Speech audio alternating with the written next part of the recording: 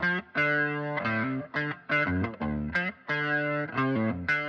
there, I'm Tracy Spears, speaker, author, coach, and host of the Shift Out Loud podcast. And this week, I'm super excited to introduce you to Heidi Hartman.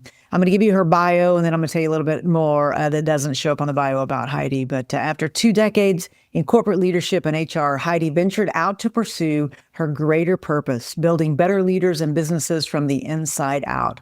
Heidi puts her experience in the trenches and extensive training to work for clients to understand the unique opportunities they face and offer tangible solutions that lead to wild success. I love that. She's a sought-after speaker. Her experience and expertise covers everything from coaching CEOs and customized team development to leadership development. Heidi has a master's in human relations and organizational dynamics from the University of Oklahoma, studied at Oxford, and has an executive coaching certification from the Center of Executive Coaching. She is also an Insights Discovery LP certified emotional intelligence practitioner, Talent to Strength Finders LP, and Yellow Belt in Lean Six Sigma. Heidi's clients range from Fortune 100 companies to local nonprofits. Her passion for people translates in her interactive style that helps clients of all shapes and sizes reach a myriad of goals. She has served as the president of Central Oklahoma Coaching ICF chapter, as well as president of SHRM SHRM Tulsa. She is the past director of SHRM Oklahoma, Disrupt HR Tulsa leader, and participated in Leadership Tulsa Class of 44. In addition to all of that, and to partnering with her clients to achieve success, she spends time with Chris, their 2 daughters, the cat Buck, dog, is it Mowgli, and serves on several nonprofit boards. But listen, she's also, and I'm going to hold it up for those of you that are on YouTube, and I'll do it again. She also published her first book, Her Rise, Her Rules, The 7 Secrets of Successful Leaders in September. And after interviewing 100+ women leaders, her priority research outlines 7 strategies for moving your career forward. I don't know if I said that right, but listen, I am so excited to visit with you, Heidi. Welcome to the program. Tracy, I am so looking forward to our visit today. You've been one of these people that have been in the periphery. We have interacted many times, so I feel like I've had this front row seat to watch you be incredibly successful. I see you're so active on social media and on LinkedIn. So I'm just super excited to introduce you to my audience because I think everybody needs to know Heidi Hartman. So let's do it. I am looking forward to it. And Tracy, I want to say same. I have so enjoyed getting to see your trajectory and all of the cool things that you've been doing and how you have shifted in your career as well. And thought about, you know what, I think that I'm going to pivot in this way a little more, or I'm going to do more of this. And I think you've been a great role model for so many of us through this too. That's so nice. Thank you. I do appreciate that.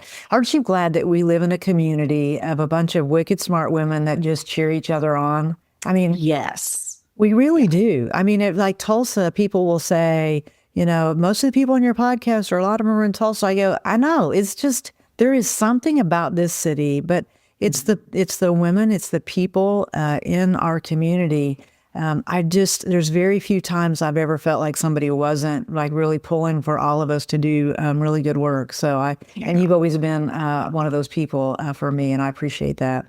But let's tell a little bit about you. There's so many shifts I know that we're going to talk about. And I also know I'm going to learn a lot about you today, so I'm excited for that. But let's just tell the audience a little bit about you and your background. I did read your bio, so we get blah, blah, blah, a little bit of that. But tell us where you grew up and maybe just get started with the first shift. Yeah. So let's see. I was born in Charleston, West Virginia, but only there for a couple of years. My dad was in the energy oil patch, and so we moved around a lot. I was the youngest of 4, and all 4 of us kids born in a different state. And we moved from West Virginia to Bartlesville, and then pretty much ping pong back and forth between Texas and Oklahoma for the time that I grew up and went to high school here in Tulsa. So I think of Tulsa as being home. And then, of course, got to attend OU as well for both. I had to go twice, first for the bachelor's and then back for my master's. So it was, we traveled a lot, mostly camping growing up. So we would go adventures to the mountains or to, lakes and all that kind of good stuff. And I all pile into the Volkswagen bus with the little pop-up camper. And so our parents were great about exposing us to different places and different points of view. And, I just feel very fortunate to have grown up the way that I did. I have to ask you, I desperately want a Volkswagen bus right now. Like I've seen the new ones come out and they're not like the old ones, but I'm still digging them, but I haven't pulled the trigger yet. Do you share that with me? Yes, I so share that with you. I drove to St. Louis last week and back, and I must have seen 7 of those buses. And I was like, oh, they're so damn cute. They're not, you're right. They aren't quite like the old ones, but of course, they probably have better air conditioning and, all of the electronic stuff that we would love, like actual windows that are electric and not the, put your muscle into it. Well, I had this, I literally thought at some point I would have one of those and it would have the Leader Lab logo on it so I could have a tax write-off and I would drive it to all my gigs. I don't know, it still could happen, but I could see Heidi Hartman consulting on one of those for sure. One of the blue ones. No?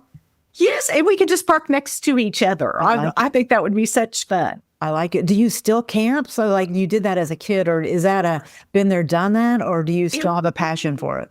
Yeah, I think that I have gotten to the place that I like showers and staying where there's sheets and, it's a little more comfortable. But we had such fun growing up. And I, being the youngest, was in the very back of the bus. And then my 3 siblings were in the middle part. And then mom and dad at the front. So, and we would just go wherever the wind would take us and, going 40 miles an hour up the hills and all these people are honking because they were behind this slow bus. And we would be mortified, but it was fine. I love it. Listen, I grew up in a trailer and I don't know, I didn't get my fill of it. I am either in a like a 5-star hotel, or I want to be in like a bumper pull trailer, like RV. I don't know. So I love the idea of futzing with the RV and all the things. So I don't know. I'm thinking about buying another one. So there you go. I think you should. I know, I should. It is a lot of fun. And I think I wouldn't be opposed to it if they're in shorter spurts or if you had that beautiful RV that's kind of tricked out and, not quite as bootstrap as I recall camping to be. So next year, you'll love this. Kathy Taylor and we are going to go do a Route 66 in honor of the 100-year anniversary of Route 66. So she's like, I want to do an RV. Will you do it? And I'm like, I'll totally do it, but only if there's a film crew following her in an RV.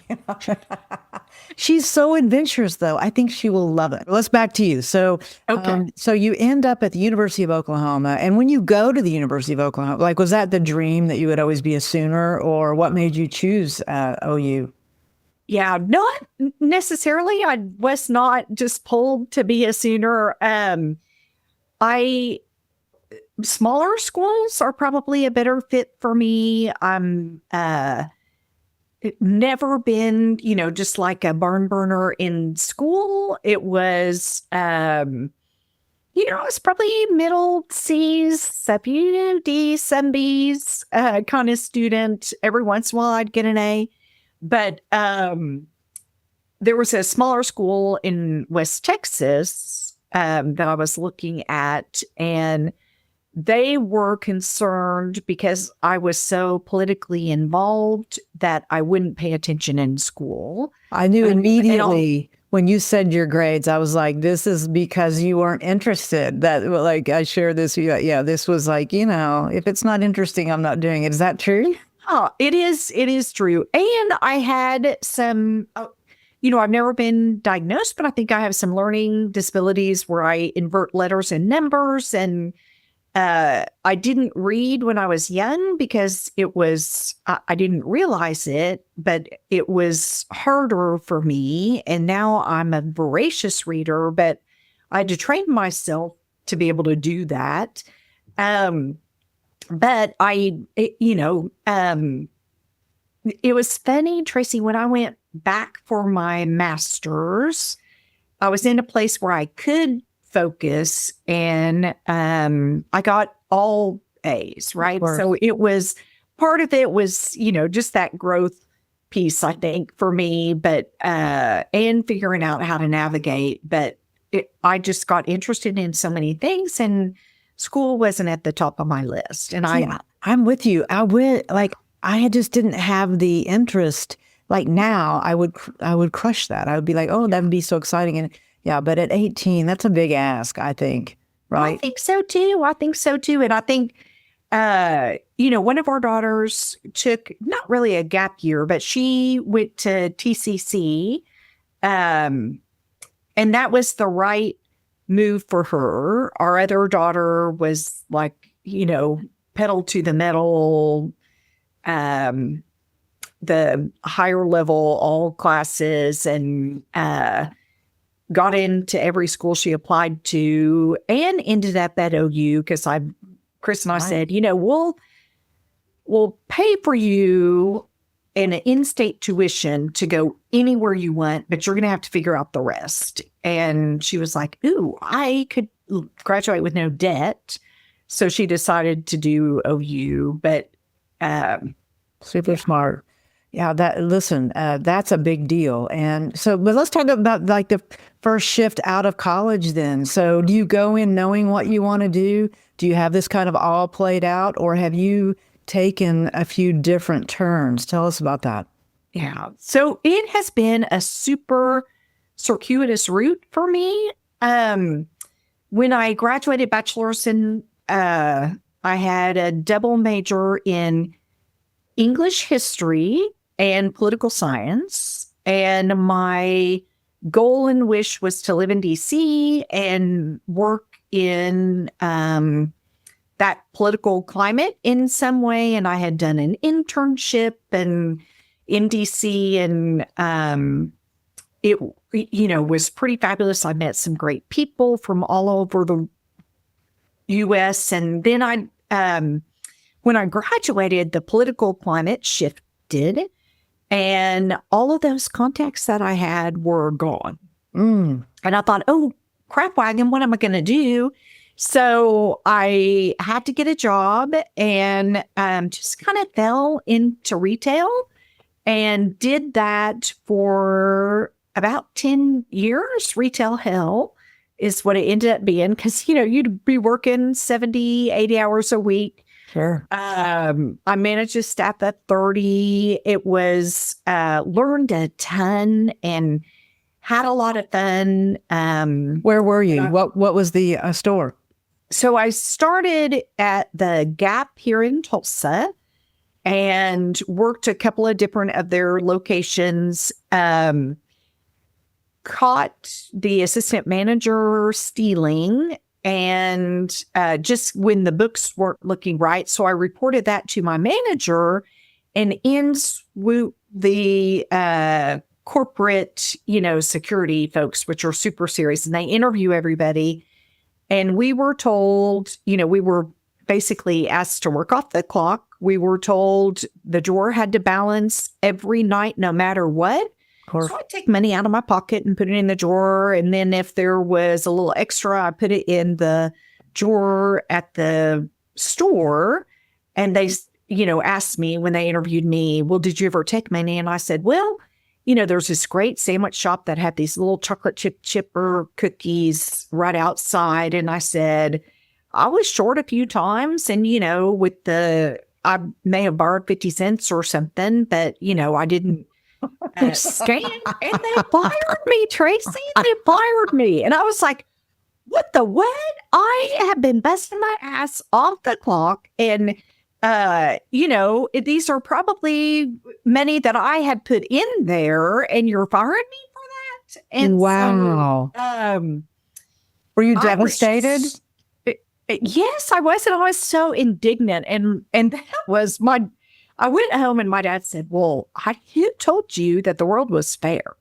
And I was like, gut punch? What do you mean the world's not fair? And that has served me well for the rest of my life, and I think that my district manager was so disappointed in the way that turned out. She had called another district manager at the Limited back when that was a store, right? Big deal, yeah. Les Wexner and all of that, and said, hey, I've got somebody you need to hire. And so they did, and that was in Oklahoma City. And so moved around some with them in Texas and in Lawton, and ended up in Tyler, Texas. And that's when I was working those crazy hours. And I was like, oh my gosh, I love working with people, but I do not love, I need something more. And I think we have these seasons where we just feel this energy and kind of that inspired friction, right? Something needs to change. We don't know what it is, but we need to shift and do something different than we're currently doing. Inspired friction. I love that. I love that term too. And it's something that my coach has said to me. And so I decided, okay, I'm going to quit. I'm moving back to Tulsa. Had been with the same sweetie since college, and he was in Alaska and I was in Tyler, Texas. And so a lot of our relationship had been long distance. And I thought, I am going back with my family, and I'm going to go back to school. Not quite sure what that's going to be, but I'm going to go back and get my master's. And went through, kind of stumbled upon and found that OU's Human Relations program, and they had a couple of tracks that you could do. One was more social work focused. The other one was more organizational dynamics and development focused, and thought that I would probably be a better fit for that side, and loved it, was so challenged. Worked a special project with one of my professors with women in incarceration, and helped her with some of that research, and spent the night in a prison, a couple of different prisons in Oklahoma. And what was the goal there? It was finding about why Oklahoma had such a high rate of incarcerating females, and how can we move these women out of the system and back with their family and back into the community, because the vast majority of reasons that they were justice involved had to do with really stupid things, like they wrote a hot check because they needed to get food for their kids and didn't get the money in time to cover the check. And so they ended up going into prison for that. And it just hit me hard. And I think both of my folks have always been involved in the social justice for various different groups, right? And that is something that they just ingrained in the four of us kids. It's your job to make this world a better place and to help others that have not had the same type of gifts and experiences that you have had. And that's part of our role in life. And so, did you want to be a politician? I mean, like so you'd go into political science. You said that politically leaning, and I know that about you. And you would be an amazing politician, by the way. Was that kind of the how this ends for you? Or you're like, I'm going to do all of this, get all this experience, and then go into politics? Do you have an announcement to make? I guess I do not. I think mine was more the backside of it. How can I make a difference with protesting our policies or, in the office? I do not like all the shenanigans and the posturing and the BS. And Tracy, I don't have enough of a filter, I think, for some of what would be my peer legislators. And I would just call them out on stuff in maybe not the most appropriate way sometimes. Just tell them, what, you are full of shit. That is ridiculous. And do you realize what you're doing? Instead of the decorum that's needed. I mean, it feels like the climate is right for something like that. I'm just going to say. I'm a little bit of a rebel, and if folks looked into my past, there's probably some skeletons in there that I just was like, oh, it's going to come out in that political. But I'm more of, instead of the spotlight, even though I'm a pretty strong extrovert, I prefer partnering with folks. Where I get my joy is partnering with folks to help them to how they define success. And so to figure that out in a way that I can walk alongside them and help them to wherever that path is in, whatever services that they may need that I can provide, or to recommend them to meet with someone else because I may not be the right fit for them. And that's how I got actually introduced to you. I did the insights with you. My team did, and I was fascinated by all of that. Yet, you seem to be like that was exactly what you were made to do. I remember you leaving my office saying to the people on my team, like, she's living her best life. Like that, that I could tell that was your passion. It was to help people realize their gifts. And that's kind of still what you're known for, right? Yeah. I mean, you've built a body of work around that, and so you've got all these certifications. And but like, if you were doing the thing that brings you the most joy, I can't imagine standing on stage isn't also on there, because you were made for the microphone. So what brings you the most joy of all of those things? I would say it's kind of combo meal number 3, in that I like a mix of things, because I have a feeling that I would be too bored if I only did coaching, or I only did speaking, or I only did team development and culture work. So I like that mix of all of that. And it is kind of meeting people where they are, and then figuring out, doing some diagnosis of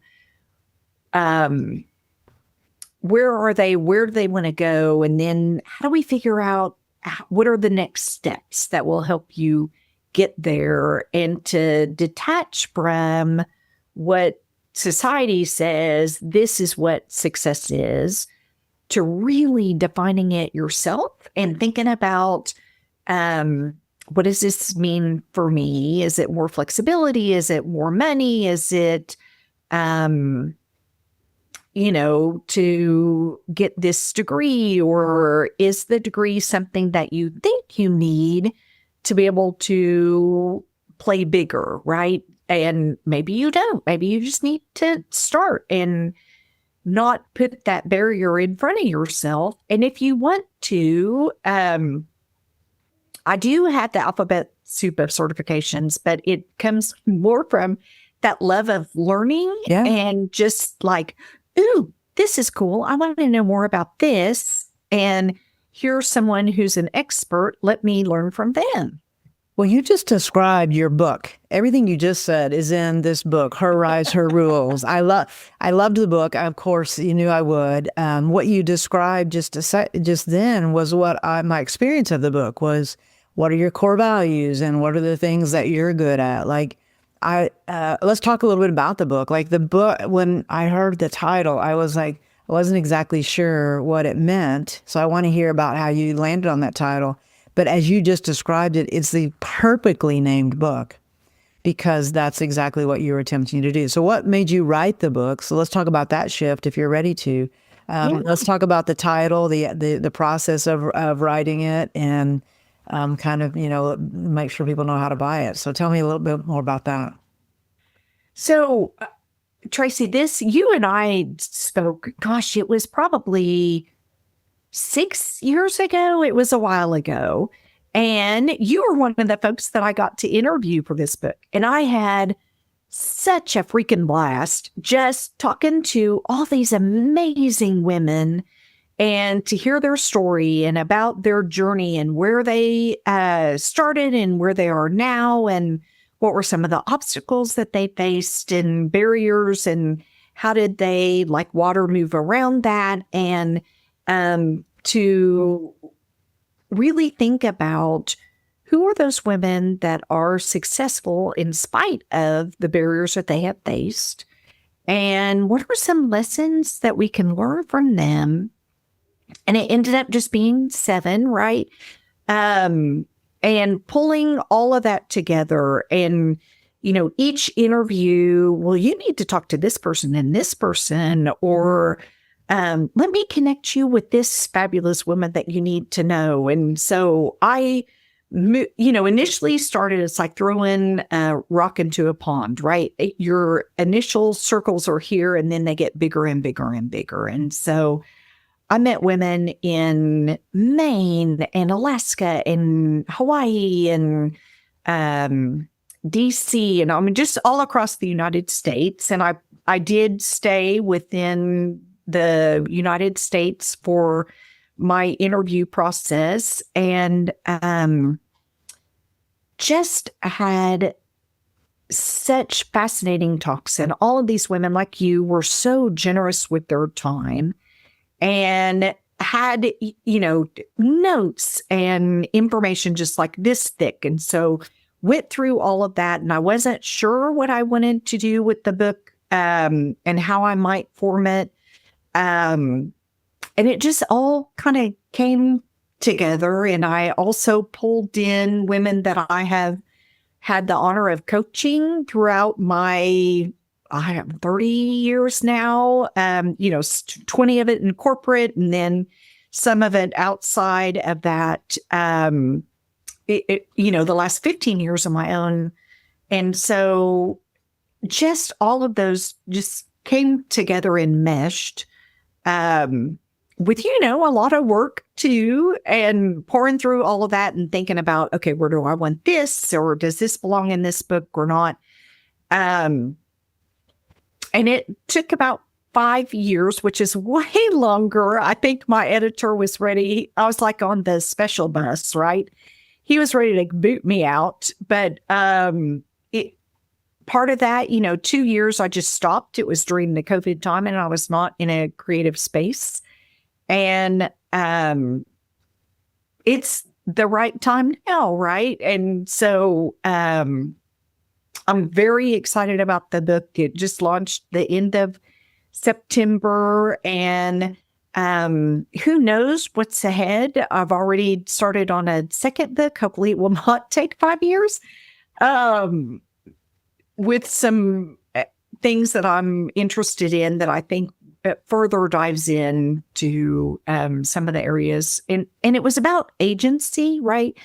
What do we have influence or control over? And what do we, how do we want to move forward? So these, who is it? It is Adam Seaman here in Tulsa talks about an idea runway, right? You parade out information and people either can take that or leave it, right? It's like feedback. What serves you and what doesn't? and what do you need to leave behind? So looking through the book and thinking about, you know what, this chapter speaks to me, or these two speak to me, and it might not be the right season for the rest of them.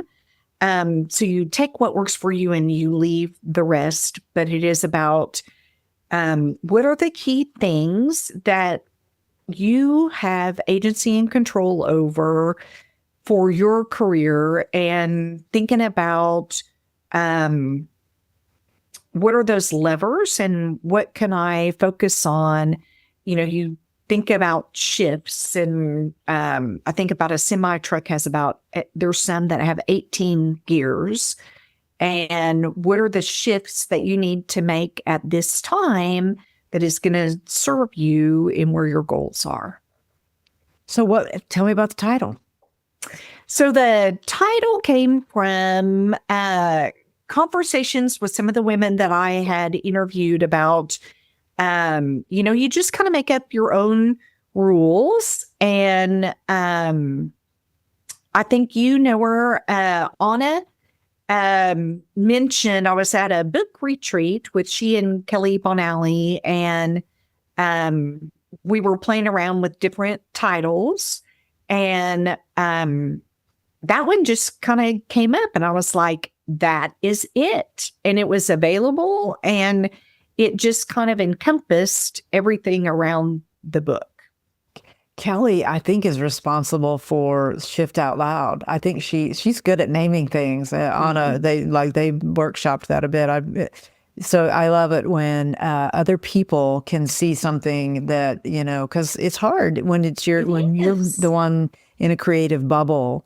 Because what you want is, how is it landing? Like, I know what my intentions are, but what is the impact? And so other people sometimes can give you that. But I think it's perfectly named. And I like that there was the one part in there that listed, what are your core values? And though that exercise we've all probably been exposed to, it landed differently for me. Timing is everything, and all the things, like to build your brand around who you are. And this is what you were saying in the book, are my rules. Like, like not trying to conform and being what other people want me to be. When did you figure that out? Because it took me way too long to figure out. I was trying to live everybody else's, what they think. I took all my promotions, most of them in corporate America, when somebody said, you be good at this, you should do that. And I was like, okay, I would, so when did you find your voice? When did you know that? Yeah. Tracy, it took me way too long also. So not only was I fired from the Gap, I also have been through a couple of reductions in force. One was I was working for an architecture and engineering firm, and was head of their HR, and had pulled together. We were big architecture, little engineering, and we were acquired by a big engineering, little architecture. And our core values said the exact same thing, but the way that they were defined were vastly different. I see. And the HR crew that came in was not aligned with my values or the way that we had grown that organization. And so I got put on a special project to grow this corporate university. I reported direct to the CEO and had done everything, pulled everything together, and it was more focused on the technical capabilities that are needed to keep your LEED certification or your professional engineer license, right? And then I had pulled together this beautiful plan of expanding the pipeline for succession planning and leadership, and growing the capabilities of leadership within. And so I presented this plan to the CEO, and he was like, yeah, we're not interested in that. And I said, well, you're paying me way too much to be what a coordinator could do. And they agreed with me. And so he and the board talked about that. And it was the biggest gift, although it didn't feel like that at the time. to have that happen because it was, I was so bored and did not have enough to challenge me that I was doing my job for free with nonprofits all in the community. And I was on way more boards than it was like I was not fully employed, right? So I was working on volunteering for a lot of boards, which was great community work. Sure. And I thought, well, this is it. I am going to start my own company. I am not going to work for corporate anymore. It is not a fit for you, Heidi. You are not the political person. You're going to say what you think. Guess what? Consultants get paid to say what they think. That's right. And they can either take your advice or not. Hopefully they do. But, I thought I am going to start my own business, which was, Tracy, the worst time economically to do this. We had 2 daughters, not too far away from college time. And, you go from what you're making up here to like way down there. And so I'm familiar with that. I foolishly thought, oh my gosh, I have been so involved in HR groups. This is going to be a piece of cake. So many people know me. There's so many different organizations. And it was like, it crickets in getting it to work. I think many people see what we do as so glamorous. And it's like, oh, y'all, if you only knew, it is That's right. a roller coaster. And other people seem to have it figured out, but I was a little slow on the uptake. I'm going to say that your superpower backfires on you in that moment in this. And it is for anybody that wants to go in business for themselves, when you have been volunteering and giving away all of your knowledge and being there and without charging, it's a shock when everyone's like, well, why is she charging me now? And so when you do try to monetize, my experience was, an expert is someone from out of town. So like I was flying all over the world doing leadership talks and all that. And it was crickets in Tulsa. And so, to make that transition, and then it's uncomfortable because you want to say, okay, I'll do it for you for this, but and then other people find out about it. It is tricky to hang your shingle in the city that you've been volunteering in. So you seem to have navigated that beautifully, but yet I also know there's been probably some tough times in that. Is that fair to say? Oh my gosh, so fair to say. And, I think I try to be pretty authentic in what I share on social media, and I don't give people the full Monty, right? I don't share all the skeletons and stuff. And I'm happy to share them in, when you're speaking to someone, either one-on-one or in a group. But I don't just put that out there for everybody, all the face plants that I've had. But I do share them from time to time, but usually it's not like to everybody out in LinkedIn land. But that's where we learn. And I think when we can share that in a space that we're comfortable with, because I know everybody has a story and everybody has had major obstacles and difficult things that they've gone through. And, you never know anybody's story or where that they came from. And I love that the generations that are coming behind me are so much more open about things and struggles that they're having, and get the help that they need. And to learn, they've learned that, well, maybe not all of them have learned, because there's some issues with what you see on social media and what's actually true. But we can't judge ourselves by someone else's highlight reel. And I try not to curate, and I share more of the good than the symbols, but gosh, I know that everybody's had their share of symbols. Listen, you just said something though, because I want to move into the next shift, the her circles that you're going to do, because I'm guessing, and I don't know this because you just mentioned it to me when we started this, that's where hearing all of the trials and tribulations, that's the space for that. Do you mind telling the audience a little bit about this next shift that you're moving into? Yeah, thank you.